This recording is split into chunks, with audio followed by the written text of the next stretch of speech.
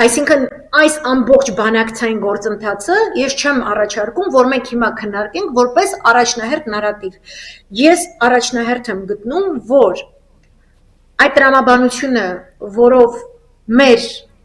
թրքանշանակը քչփչում էր ճանապարհների մասին Ալիևի հետ,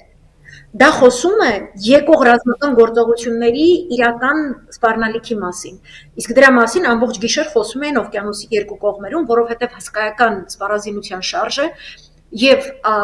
նախկին ԱՄՆ պաշտոնյաների շուրթերից, ներկայիս ԱՄՆ պաշտոնյաների շուրթերից, Axios-ի միջոցով, Wall Street Journal-ի միջոցով, The Time-ի միջոցով հնչեցվում է, օրինակ The Time-ը արդեն գիշերը գրել էր, Իրանի դեմ հարձակումը կարող է տեղի ունենալ ցանկացած պահի։ Շատ ակտիվորեն գրում էին եւ խոսում էին իսրայելյան մամուլում, հեռուստաալիքներում պրո-Նետանյահու օպոզիցիոն, որ սպասվում է պատերազմ Իրանի դեմ։ Ճանապարհը որպես այդպիսին Սյունիքը եւ այլնը իրենք ցանկանում են Իրանի դեմ պատերազմի ժամանակ օգտագործել որպես պլացդարմ։ Եվ դրա գլխավոր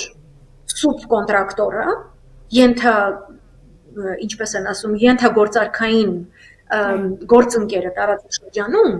փոքր տարածաշրջանում, ասենք մեծ տարածաշրջանի չափով դա Էրդողանն է, Նետանյահուն է, փոքր տարածաշրջանի չափով Ալիևն է։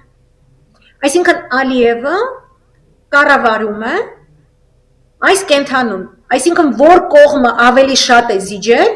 նա գտնվում է այս բուրգում, պատասխանատվությունների փոխանցման բուրգում, գտնվում է ավելի ցածր աստիճանի վրա։ Ամենացածրում գտնվում է մեզնից գեոքաղաքական գրոշ դարձրած այս կերպարը։ Դրա համար իր հետ ճանապարհի առումով մեծ բոսը Տրամպը խոսելու ոչ մի բան չունի։ Միջին բոսերը Էրդողանը, Նետանյահուն խոսելու բան չունեն, որովհետև այդ ճանապարհը ամբողջապես փակելը եւ Իրան մտնելը եւ Իրանը հյուսիսից ապակայունացնելը հանձնարարված է Ալիևին։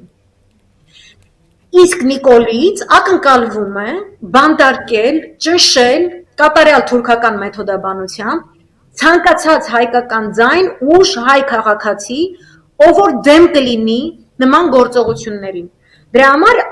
երբ որ անցյալ շաբաթվա ընթացքում վտանգը Իրանի դեմ գործողությունների կրկին բարձր էր, մենք տեսանք շատ կոշտ խոսույթ Իրանի դեսպանի կողմից Հայաստանում,